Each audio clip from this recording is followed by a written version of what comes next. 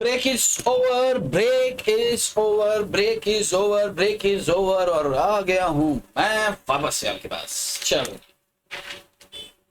अब एक दो छोटी छोटी सी बात है। अच्छा, जो बात अभी मैं आपसे करने वाला हूं ना, बड़े ध्यान से सुनना इस बात। जो बात अभी मैं आपसे करने वाला हूं बॉस, उसको बड़े ध्यान से सुनना। कि हम बात करेंगे अब असर्शंस के ऊपर। असर्शन,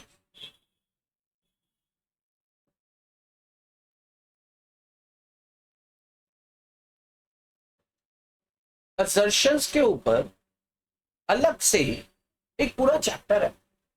जब हम वाउचिंग वेरिफिकेशन जैसी कोई चीज करेंगे ना, चैप्टर अपन 4 कर रहे हैं, चैप्टर 5 है, तो assertion assertion assertion assertion assertion बहुत सारी चीजें अपन उसके अंदर देखने वाले हैं।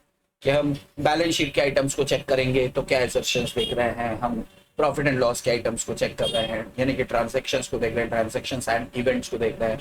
जब हम बैलेंसेस की बात करेंगे, मतलब हम बैलेंस शीट आइटम को देख रहे हैं या फिर डिस्क्लोजर्स को देख रहे हैं। 7-8 तरह की असर्शंस होती हैं। असर्शन का मतलब क्या होता है ये समझ लेते हैं। इसके अंदर से छू के छोड़ दिया है और बोला है कि बाकी चैप्टर 5 में असर्शंस को चेक कैसे करना है वो बताया। यानी कि अगर क्वेश्चन पूछा जाएगा तो यहां से सिर्फ पूछा जाएगा ऑब्जेक्टिव ऑब्जेक्टिव, लेकिन अगर प्रैक्टिकल क्वेश्चन होगा तो प्रैक्टिकल क्वेश्चन इस पर जो पूछा जाएगा चैप्टर 5 से पूछा जाएगा। इसका मतलब यहां पर सिर्फ छू कर निकल जाना है और वहां पर डिटेल में अपन को करना है। बड़ी अच्छी बात। अब असर्शन होता क्या है, देखो असर्शन का शाब्दिक अर्थ क्या होता है, बड़े ध्यान से समझना। मैं लिख के दे रहा हूं आपको यहाँ पर। चेंज कर देता हूँ इंक।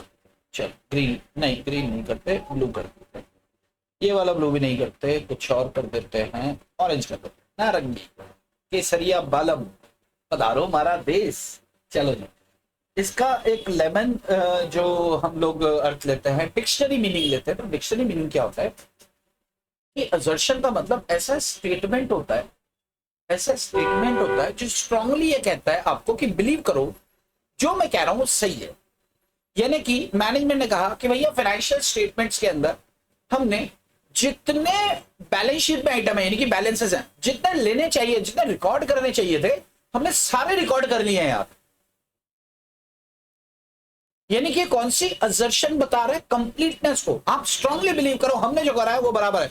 अरे आप प्रैक्टिकली सोचो, आप ऑडिट करने गए हो, मैनेजमेंट ने कुछ आपको फाइनेंशियल स्टेटमेंट बना के दिए हैं, तो एक एक चीज प्रॉपर्ली असर्टेड है कि यार हमने सब कुछ बराबर कर लिया है, ऑडिटर आप चेक करो सब सही है।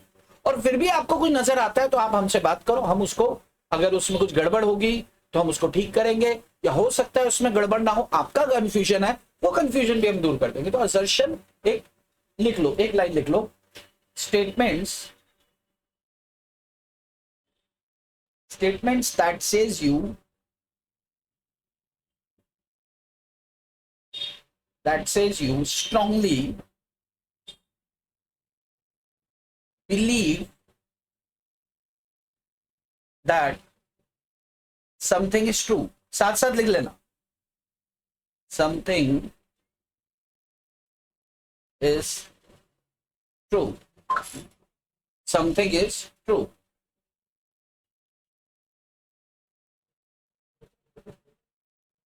समथिंग इज ट्रू, इतना लिखो रे।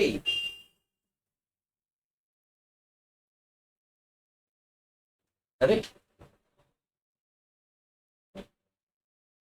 Something is true. अच्छा, एक लाइन और लिख लो इसी में, पैरा चेंज करके, audit assertions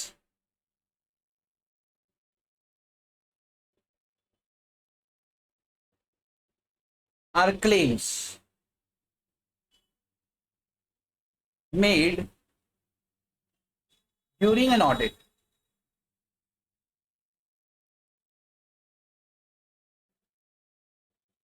to determine if financial statements are accurate and fairly represented। ये ऑडिट असर्शंस है जी आपकी। ऑडिट असर्शंस क्या है? क्लेम्स है ड्यूरिंग ऑडिट टू डिटरमाइन कि भैया उन्होंने क्लेम किया है कि भैया हमने फाइनेंशियल स्टेटमेंट आपको बना के दिए ना, कंप्लीटली ट्रू एंड फेयर है जी, कोई चक्कर वाली बात नहीं है। चाहे कंप्लीटनेस की बात करो, चाहे वैल्यूएशन की बात करो, चाहे डिस्क्लोजर की बात करो, चाहे राइट्स की बात करो, चाहे ऑब्लिगेशंस की बात, भाई साहब किसी भी चीज की बात करो, हमने प्रॉपरली एक एक चीज आपको बराबर बनाकर दी है। आप इसको देख लो। अब इसका जो SA के अंदर डिफाइन किया है उसको मैं ग्रीन से ले रहा हूं। ये वाली डेफिनेशन आपको वहां पर लिखनी, 3 टुकड़ों में तोड़ के लिख देता हूं मैं। assertions refers to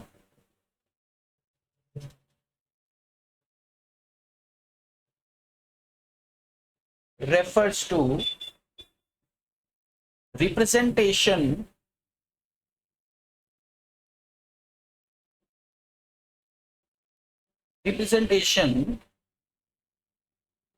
representations by management। भाई मैं MGMT लिखता हूं, आप पूरा लिखना, होशियारी मत ठोक के आ जाना वहां। That are embodied in the financial statement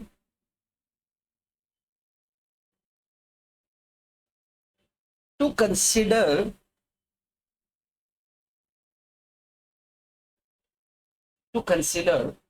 different types of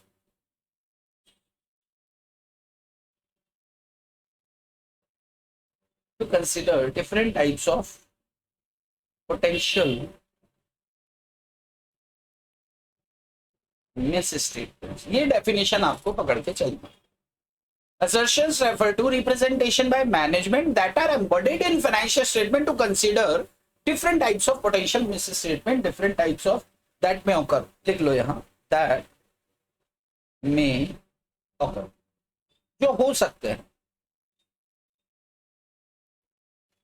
बड़ी अच्छी बात है। अब इसको पैरा चेंज करके एक पैरा और लिख लेते हैं। भाई मैं आपको इसलिए लिखवा रहा हूं कि असर्शन पर जो बेस्ड क्वेश्चन आते हैं ना, कि भाई आप प्लांट एंड मशीनरी को चेक करो, आप इसको चेक करो, उसको, तो तमाम असर्शंस को उठा के हम रखते हैं। कैसे चेक करेंगे वो हम समझेंगे। लेकिन यार अगर आपसे पूछ लिया असर्शन क्या होता है, यार उसका जवाब में फंस जाओगे। तो आपको कुछ 2-4 बातें होनी चाहिए, वो मैं लिख के दे रहा हूँ। और फिर ये 3 कैटेगरी में डिवाइड है, उसके बाद छुट्टी। हाँ हाँ, कोर्स खत्म, कोर्स मतलब सॉरी, ये ऐसे खत्म हो जाएगा। देखो लिख लो, इन रिप्रेजेंटिंग, ब्लू से लिख रहा हूं मैं second para, in representing that financial statements are in accordance with applicable financial reporting framework। Management implicitly और explicitly मतलब होता है एकदम नीट एंड क्लियर। implicitly और make assertion,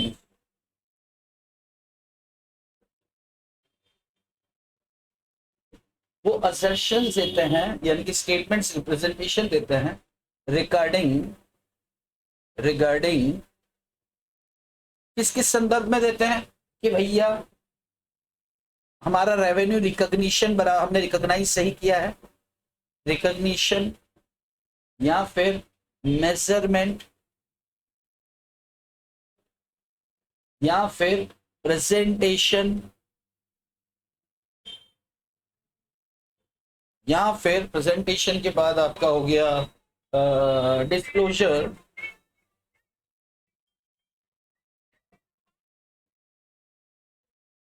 या फिर एक सेकंड, एक फोन आ रहा है, इसको एक सेकंड रुकिएगा। ओके ओके, हो गया। डिस्क्लोजर्स, वैल्यूएशन, ETC, कंप्लीटनेस, ये वो बहुत सारे नाम है यार। अब disclosure ETC of various elements of financial statement, various elements of financial statement, various elements of financial statement. Sorry sorry sorry, वो थोड़ा सा ये लिखने में दिक्कत आ गया था, अभी ठीक है, all is okay. And financial statement and related disclosures.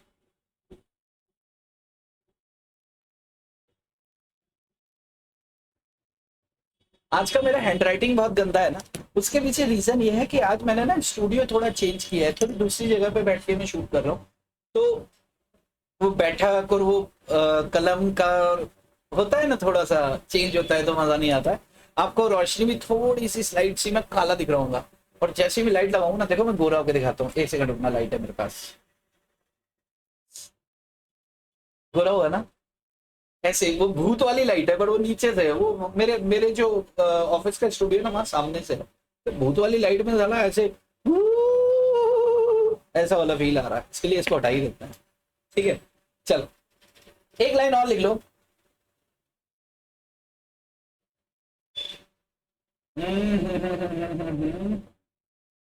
Assertion. अब मैं ग्रीन में ले लेता हूं. Use by auditor to consider different types of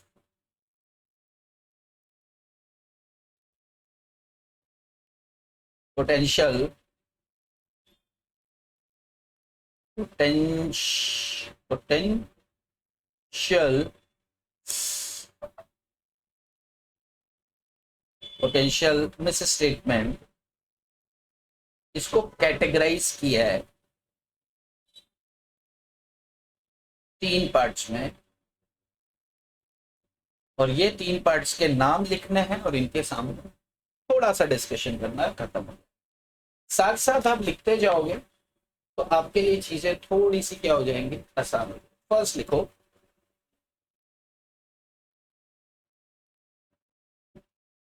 first लिखना जी यहां से, classes of transactions and events. इसमें क्या क्या असर्शन होती है जी, ऑकरेंस होता है, कंप्लीटनेस. क्या क्या असर्शन इनके अंदर आती है, एक्यूरेसी, कट ऑफ. साथ साथ लिख लेना boss, and classification.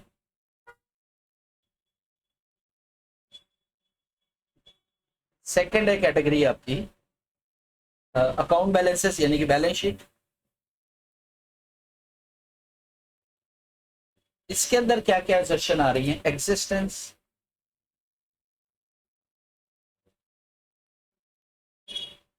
Rights and obligations,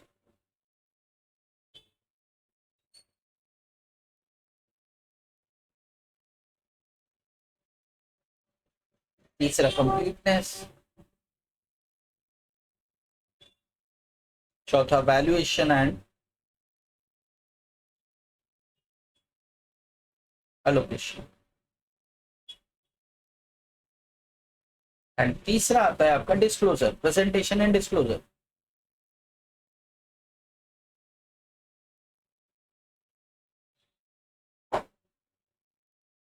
इसमें असर्शंस क्या यूज की जाती हैं, occurrence and rights and obligation again.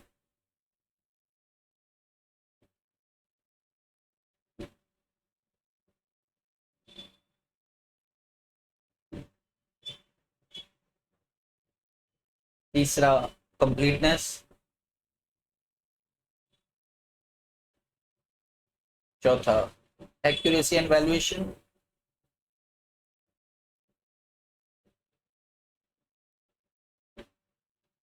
और पांचवा आपका क्लासिफिकेशन एंड अंडरस्टैंडिंग.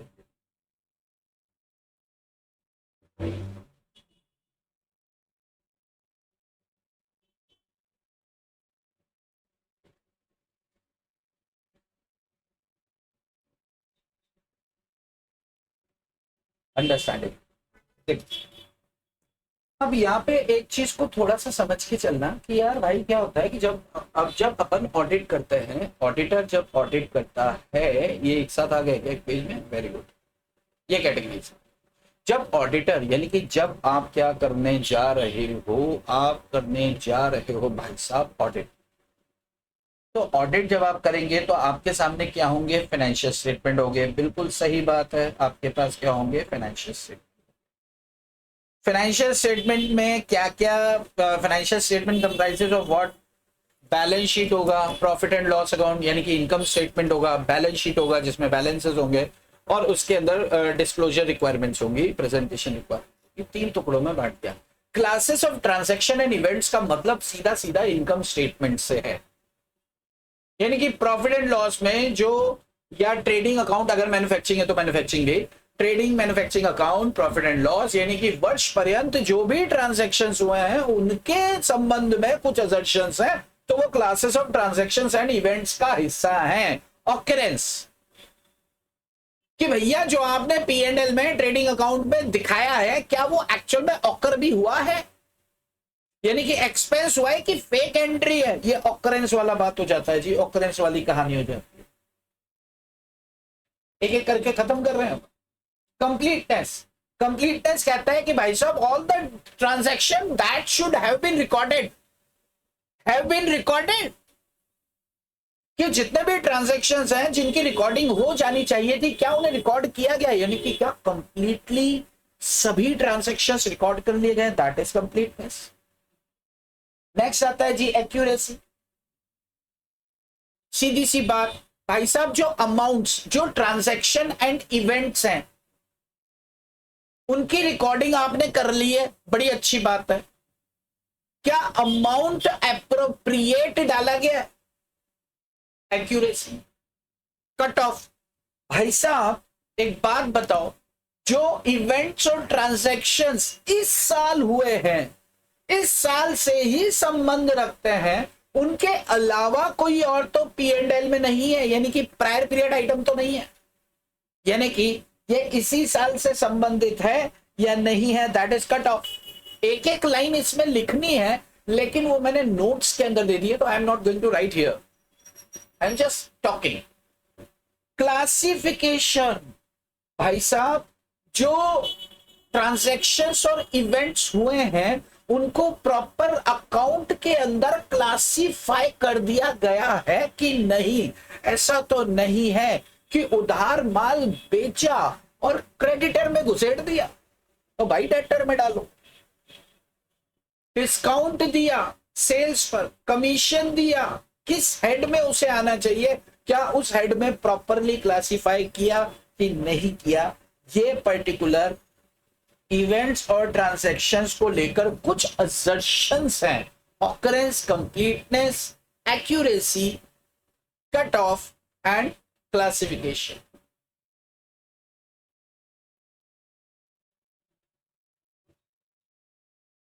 बात समझ में आती है? This is all about of this. अब बात आती है बैलेंस शीट के आइटम की। तो बैलेंस शीट जैसे यहां पे अपन क्या बोलते हैं, transactions and events awkward, transactions and events completely मतलब जो एंट्री होनी चाहिए थी होगी नहीं।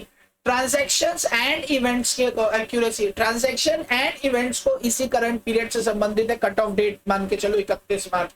ट्रांजैक्शंस एंड इवेंट्स, अब जब यहां पर आएंगे तो अपन क्या बोलेंगे, बैलेंसेस। बैलेंसेस किसके बैलेंसेस, भाई साहब assets, liabilities and equity interest, यानी कि मालिकों की बात करेंगे। भाई बैलेंस शीट में एक तरफ में संपत्ति होती है, दूसरी तरफ में लाइबिलिटी होती है और मालिक होते हैं, तो तीनों की बात करेंगे। एग्जिस्टेंस में भाई साहब एसेट, लाइबिलिटी और इक्विटी इंटरेस्ट क्या एग्जिस्ट करते हैं। एसेट्स फिजिकल वेरिफिकेशन से देख लो, लाइबिलिटी इंस्पेक्शन से देख लो, थर्ड पार्टी से कंफर्मेशन ले लो, एग्जिस्टेंस में है भी, यहां खाली फेक एंट्री है। इक्विटी इंटरेस्ट जो मालिक दिख रहे हैं एक्चुअल में वही है या कोई और है, यानी कि याद हो आपको तो अपन ने पढ़ा था कि पर्दे के पीछे कोई और है असली मालिक, वहां तो पपेट बैठा रखा है कंपनी लॉ के अंदर, याद आ रहा? चलो, एग्जिस्टेंस एग्जिस्ट करते हैं कि नहीं। अब जब भी अकाउंट बैलेंसेस के असर्शंस की बात होगी, इन तीनों नामों से स्टार्ट करेंगे कि whether assets, liabilities and equity interest hold और control rights and obligation accordingly, जो बता के रखे हैं, बड़ी अच्छी बात है। कंप्लीटनेस की बात करें, all assets, all liabilities and all equity interests that should have been recorded have been recorded। सभी संपत्तियां, सभी लाइबिलिटीज, सभी इक्विटी इंटरेस्ट जिनका जो रिकॉर्ड का हिस्सा होना चाहिए थे, क्या उन्हें रिकॉर्ड किया गया है या नहीं किया गया? This is all about completeness. Valuation and allocation, valuation and allocation के अंदर क्या, एसेट्स, लाइबिलिटीज और equity interest including financial statement जो भी उसके अंदर है, क्या उन्हें अप्रोप्रिएट अमाउंट, यानी कि जो एक्यूरेसी वाला था वो यहां पर है, अप्रोप्रिएट अमाउंट से उनका एंट्री और प्रॉपर अलोकेशन कर दिया गया है, यस और नो। ये 4 पॉइंट्स आपको अकाउंट बैलेंसेस के असर्शन देखने के लिए बताए गए हैं। बात समझ में आ रही है? बड़ी अच्छी बात है। नहीं आती है तो भी समझना भाई, थोड़ा सा 4 कदम पीछे जाके इसको रिवर्स बैक करके फिर से पढ़ ले। नेक्स्ट आता है presentation and disclosure. Presentation and disclosure के अंदर ऑकरेंस के भैया कोई भी इवेंट्स आपने डिस्क्लोज किए हैं या ट्रांजैक्शन या कोई भी अदर मैटर्स, क्या वो हुए हैं? ऑकरेंस का मतलब ऑकर्ड और नॉट। बात समझ में आती है? Rights and obligation pertaining to entity और नॉट। डिस्क्लोजर, कंप्लीटनेस, जो भी डिस्क्लोजर दिखाए जाने चाहिए थे, जो भी प्रेजेंटेशन रिक्वायरमेंट होनी चाहिए थी, क्या हुई है? भाई कंप्लीटनेस के अंदर यही बात आती है कि यार जो होना चाहिए था वो सब हुआ है कि नहीं हुआ है, दैट्स इट। तीनों जगह कहानी एक ही आएगी, लेकिन यहाँ presentation and disclosure word bar bar use करेंगे। वहां पर इवेंट्स एंड ट्रांजेक्शंस यूज कर रहे थे हम, और अकाउंट बैलेंस के केस में asset, liability and equity interest को। ये चीज का बस ध्यान रख लोगे भाई, सब बड़ा आसान हो जाएगा। क्लासिफिकेशन, वैल्यूएशन एंड क्या नाम है इसका, एक्यूरेसी। तो फाइनेंशियल और अदर इंफॉर्मेशन, फाइनेंशियल और other information disclosed and presented, financials and other information disclosed and presented accurately, Fairlie and with appropriate amount. तो ये हो गया आपका accuracy and valuation. And classification की बात करें तो भैया अप्रोप्रिएट हेड के अंदर ये पर्टिकुलर को क्लासिफाई करके और डिस्क्लोज किया है कि नहीं है। यानी कि सीधी सी बात है यार, ये जो आपके असर्शंस है ना, ये असर्शन सिंगल लाइन है, और क्या इसके ऊपर क्वेश्चन पूछा जाने की संभावना मुझे थोड़ा सा कम लग रहा। पूछा गया तो तुम्हारी तुम जानो भाई। इसको तैयार करने के लिए मैंने जितना बताया आपको उतना, if you want to write it I can full screen करोगे आप, मेरे ख्याल से लिख चुके होंगे आप, क्योंकि बात ही तो कर रहा। चलो मैं आपको 1 मिनट का समय दे रहा हूं, आप तब तक इसको थोड़ा सा लिख लो।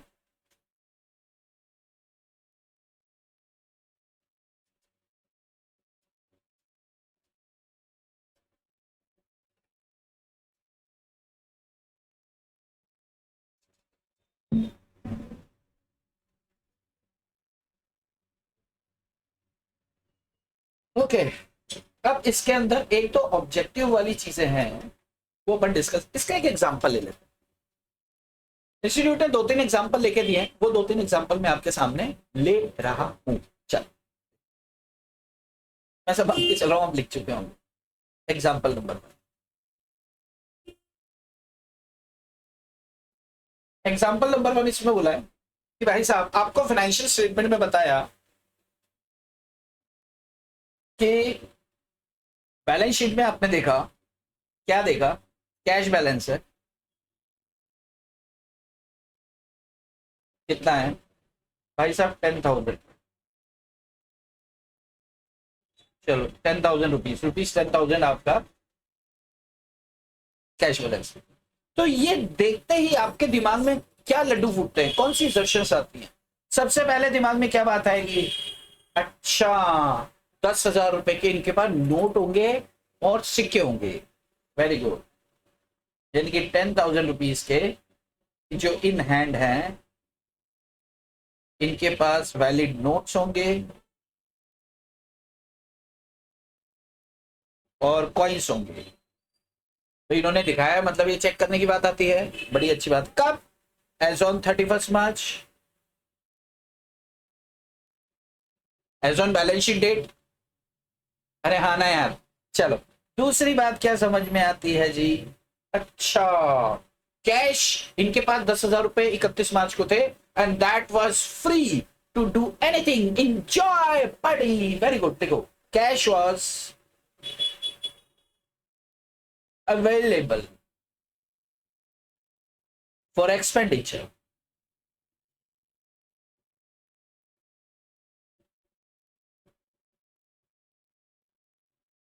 तीसरी बात कि बुक्स ऑफ अकाउंट शो कर रहा है 10,000, लेजर में भी उतना ही होना चाहिए।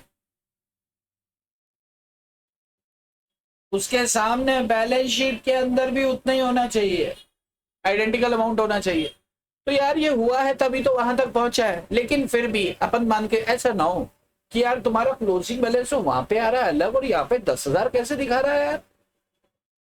या तो तुम्हारे सिस्टम में फ्लॉ है, या फिर हमें जवाब दो कि ऐसा हो ही नहीं सकता। जैसे मान लो हम टैली यूज करो, तो टैली में जो क्लोजिंग बैलेंस है वही उठ के ऑटोमेटिकली लिंक होता है। लेकिन इनका अपना कोई सॉफ्टवेयर था और वहां पर क्लोजिंग बैलेंस ऑफ कैश आ रहा है कुछ और वहां दिखा रहा है 10,000। इसका मतलब इनकी बैलेंस शीट के कैश बैलेंस में कुछ और भी लिंक हो रखा है।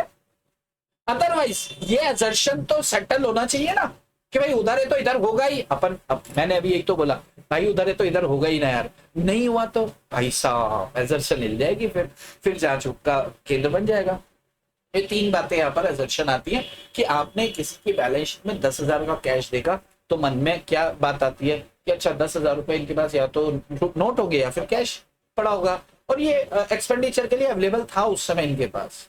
और बुक्स ऑफ अकाउंट्स, लेजर्स और बैलेंस शीट ये सब 10,000 दिखा रहे होंगे। ये असर्शन हम मानकर चलते हैं। ये मान्यताएं हैं, एक तरह से स्टेटमेंट्स है जिसको हम रिलाय करके चल सकते हैं। लेकिन अगर गड़बड़ आती है तो असर्शन के ऊपर सवाल आता है। एक एग्जांपल और, एग्जांपल नंबर, इन्होंने क्या दिखाया? प्लांट एंड मशीन, ये दिखाया जी इन्होंने 2 लाख रुपए का। लेस किया इन्होंने डेप्रिसिएशन, एक्यूमुलेटेड एक्यूमुलेटेड डेप्रिसिएशन पिछले सालों का था कुछ 70,000 रुपए, and depreciation for current year ये था 13,000 रुपए। ये दोनों ऐड हुए तो इधर आ गए 83,000। ये लेस करने के बाद आपके पास एसेट का रिटर्न डाउन वैल्यू WDV बचा, जो वो बचा 1,17,000। अब क्या असर्शंस आती हैं? असर्शंस मतलब इसको देखकर ऑडिटर के मन में क्या क्या विचार आने चाहिए और क्या क्या विचार आते हैं। सर एक बार किया था कॉल, स्विच ऑफ है। ओके, असर्शंस क्या आ रही है देखना। पहले दिमाग में क्या बात आएगी कि भैया ये फर्म के पास जरूर एक प्लांट एंड मशीनरी है, यानी कि फर्म की ऑनरशिप दिखा रही है क्योंकि डेप्रिसिएशन ऑनर ही लगाता है। बहुत बढ़िया। दूसरा, हिस्टोरिकल कॉस्ट इसकी 2 लाख है। बहुत बढ़िया। तीसरी बात, plant and machinery physically exist करती है, काम कर रहे हैं तभी तो डेप्रिसिएशन आ रहा है। बहुत अच्छी बात। मैं लिखता चला जाता हूँ असर्शन नंबर 1, साथ साथ लिखते जाए, साथ साथ लिखते जाए। एक एग्जांपल एग्जाम में पूछा जा सकता है, एज इट इज उठा के दे देंगे, फिगर कुछ और कर देंगे। लिख लो क्या होगा। First firm owns a plant and machinery, बड़ी अच्छी बात है। दूसरी बात, हिस्टोरिकल कॉस्ट, इसकी 2 लाख रुपए है। तीसरी assertion, फिजिकली ये P&M प्लांट एंड मशीनरी जो है एग्जिस्ट करता है। चौथी assertion, एसेट जो है यूटिलाइज हो रही है बाय या utilise in the business, business में हो रही है तभी हम डेप्रिसिएशन चार्ज कर रहे हैं। पांचवी बात, टोटल दीपू 83 के और करंट ईयर का 13 के, यानी कि ये कट ऑफ दिखा रहा है कि भैया पूरा 83 जो है वो इस साल का नहीं है, कट ऑफ 13,000 है। बात समझ में आ रही है? बात वो कट ऑफ देखा था ना, करंट ईयर से रिलेटेड क्या है पिछला, तो क्लैरिटी हो, ये क्लैरिटी दिया है। और ना 83,000 पूरे दिखा देते वो फाइनेंशियल स्टेटमेंट। एफ, डेप्रिसिएशन का calculation, calculation of Deepu, calculation of depreciation on recognized basis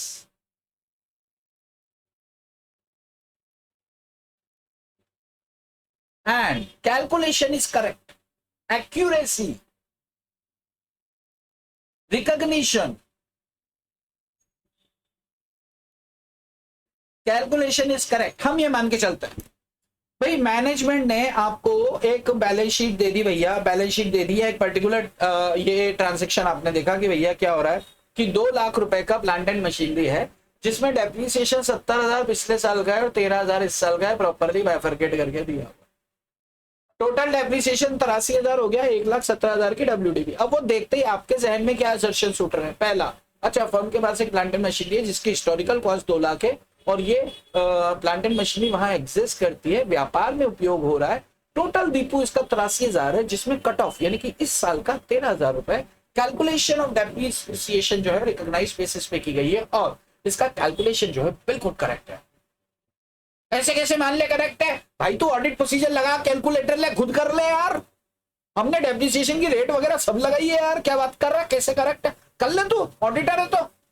बड्डा आया ऑडिटर, हाँ नहीं तो फिर ऑडिटर क्या करेगा? अच्छी बात है भाई, मैं कर लेता हूँ। उसने कर लिया, करने के बाद क्या बोला? हाँ आपका कहना सही है, दिस इज करेक्ट, वाओ मजा आ गया। तो ऑडिटर अकॉर्डिंगली क्या करेगा? खिसक जाएगा।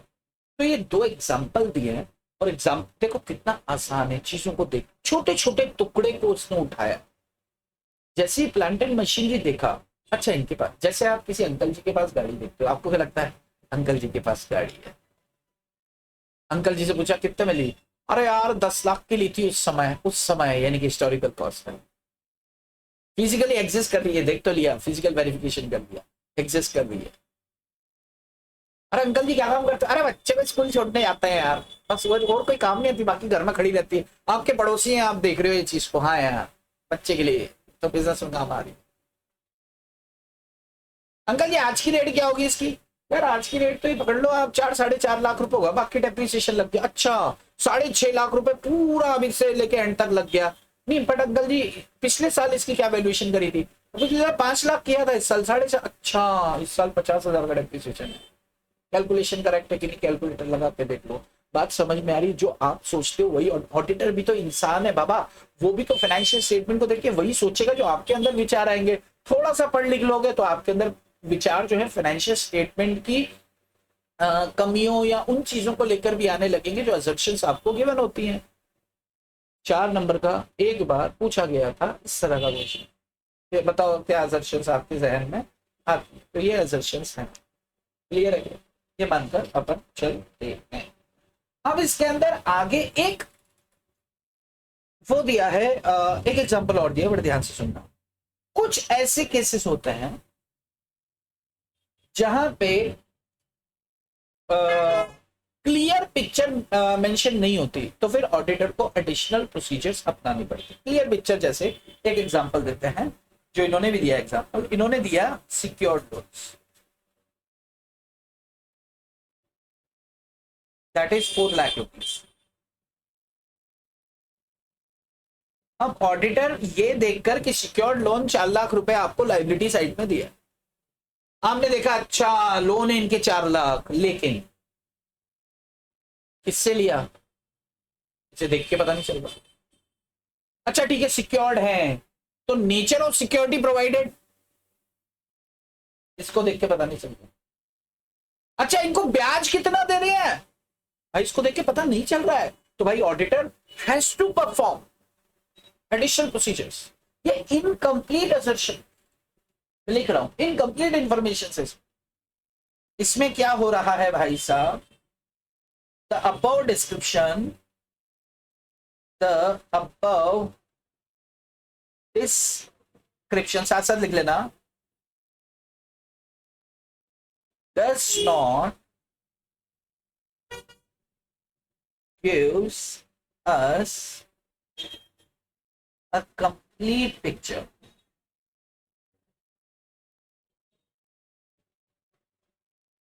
We don't know, हमें नहीं पता। क्या हमको नहीं पता? हमको नहीं पता name of lender, name of lender, किससे हमने कर्जा लिया हमको नहीं पता। सिक्योरिटी डिपॉजिट में सिक्योरिटी क्या है, नेचर ऑफ सिक्योरिटी प्रोवाइडेड, हमको ये बिल्कुल नहीं पता। इंटरेस्ट रेट क्या है, तो इसमें स्पेसिफिक मेंशन इज रिक्वायर्ड, हमें इसको स्पेसिफाई करवाना पड़ेगा मैनेजमेंट से। स्पेसिफिक मेंशन इज रिक्वायर्ड, ताकि हम इसको प्रॉपर एप्रिसिएशन या यूं कहें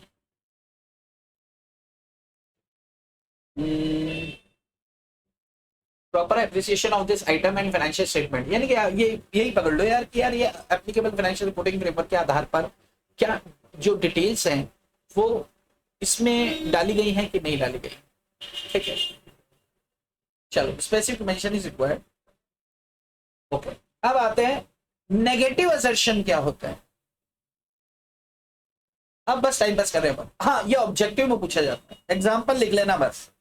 नेगेटिव असर्शन का एग्जाम्पल क्या है? अगर आपने ये कह दिया कि भैया देयर इज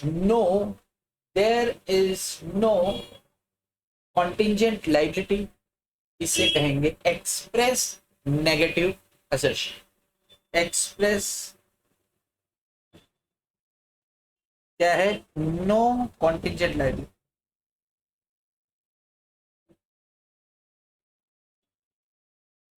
अच्छा सोचो किसी की बैलेंस शीट आप देख रहे हो, उसमें बिल्डिंग नजर नहीं आ रही आपको, तो आपको क्या काम है, बिना बिल्डिंग के काम कर रहे हैं। इतना बड़ा काम खाली भाड़े भाड़े पे, कल को भाड़ोतरी ने बाहर निकाल दिया तो गोइंग कंसर्न हिल जाएगी तुम्हारी।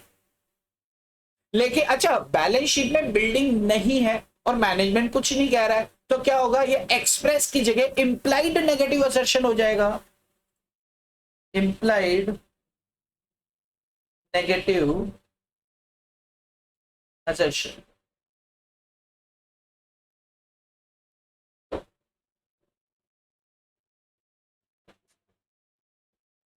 इंप्लाइड का एग्जांपल लिख दो इसके सामने।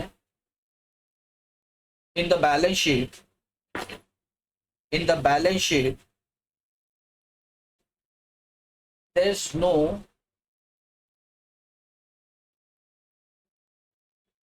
no item as building। तो ये हो गया जी आपका implied negative assertion। implied negative assertion ये क्या बताता है भाई साहब कि as on balance sheet date organisation के पास अपना कोई बिल्डिंग इच नहीं है। बात समझ में आ रहा है? तो this is all explanation about what assertion, assertion, assertion, assertion and assertion, and this was the last topic of that particular SA. एक बार मैं देख लूं और कुछ रह गया तो, तब तक आप क्या करो, इसको लिख लो, इसको लिख लो, मैं आपको इसको फुल स्क्रीन पे दे रहा हूं, तब तक मैं देख लेता हूं क्या रह गया है। चलो जी, चलो जी, आई गेस आप लिख चुके होंगे, मैं आता हूं आपके सामने। चलो, तो ये SA 500 आपका खत्म हो गया है। जब आप SA 500 नोट्स के अंदर देखेंगे तो नोट्स के अंदर मैंने एक चीज और डाल दी है। जनरली वो मैं 500 खत्म करने के बाद और 501 स्टार्ट करने से पहले, यानी कि दोनों के बीच में मैं स्टार्ट करता हूं ऑडिट ट्रेल।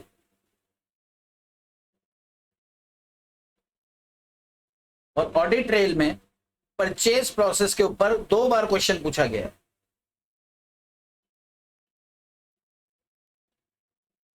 तो ये मैं 500 के 501 SA 501 जो कि हम कल से स्टार्ट करेंगे, इसके साथ में डिस्कस करते हैं, क्योंकि उसमें इन्वेंट्री के ऊपर भी हम बात करते हैं, क्लेम्स के ऊपर भी बात करते हैं। तो वहां पर मुझे थोड़ा सा पता नहीं क्यों कंफर्टेबल लगता है, हालांकि बहुत ज्यादा कोई आपस में लिंक्ड नहीं है, बट आफ्टर 500 एंड विद 501 हम लोग इसको डिस्कस करते हैं ऑडिट ट्रेल। इसका एक शॉर्ट नोट मैं आपको लिख के दूंगा, वो हो जाएगा। प्लस परचेज प्रोसेस को समझ, देखो ऑडिट ट्रेल एक स्लाइड सा छोटा सा व्यू में आपको दे देता हूं कि ऑडिट ट्रेल होता क्या है। एक स्लाइड सा एक छोटा सा व्यू में आपको दे देता हूं कि ऑडिट ट्रेल होता क्या है। एक सेकंड रुकिएगा। ओके, हाँ, एक बहुत जरूरी कॉल्स आ गया था, सुनो। तो ऑडिट ट्रेल परचेज प्रोसेस के अंदर अपन लोग ये समझ, हाँ, परचेज प्रोसेस के अंदर अपन देखने क्या वाले हैं, या ऑडिट ट्रेल क्या होता है। ऑडिट ट्रेल देखो, बेसिकली एक चीज को समझ लेना, कि कोई भी ट्रांजैक्शन शुरू होता है और एंड होता है, उसके बीच में वो तमाम तरह की प्रोसेस से होकर गुजरता है। एक हल्का सा स्लाइड सा बिना लिखे, एक ओरली थोड़ा सा बता रहा हूं, फिर मैं लिख के प्रॉपर फोटो बना के आपको दूंगा जब 501 पढ़ेंगे अपन। सिर्फ सुन लो भैया, हमने करना है माल परचेज करना है, और हम कौन है, मान लो मैन्युफैक्चरर है। तो मैन्युफैक्चरर है, तो जो मैन्युफैक्चरिंग डिपार्टमेंट है ना, उसको जरूरत महसूस होगी कि यार मुझे रॉ मटेरियल चाहिए।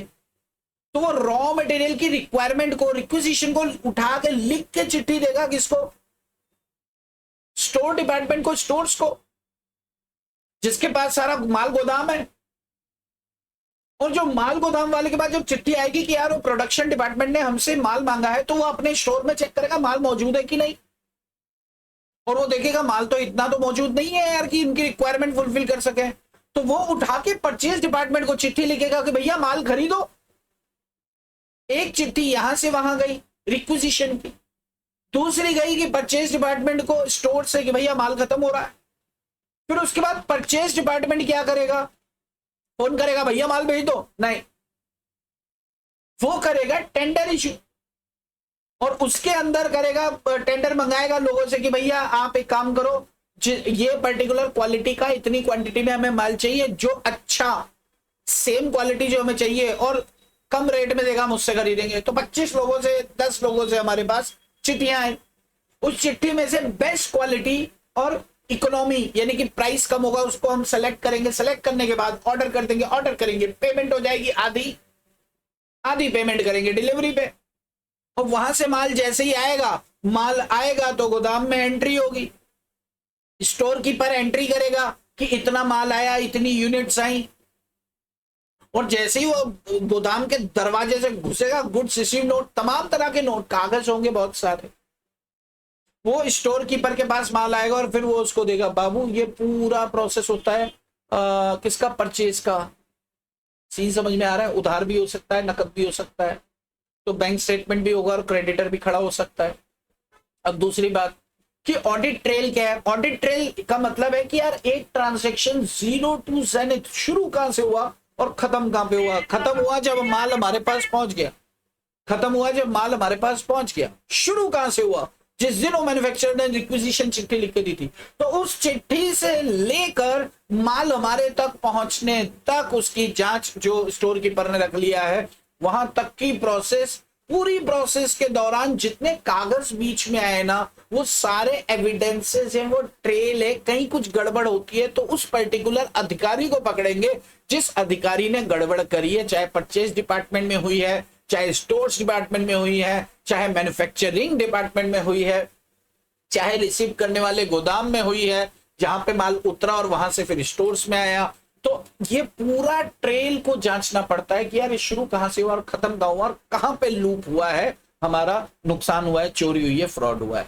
इतनी सी बात को यहाँ पे समझ के चलते हैं, बात समझ में आती है अगर, तो this is all about of audit trail.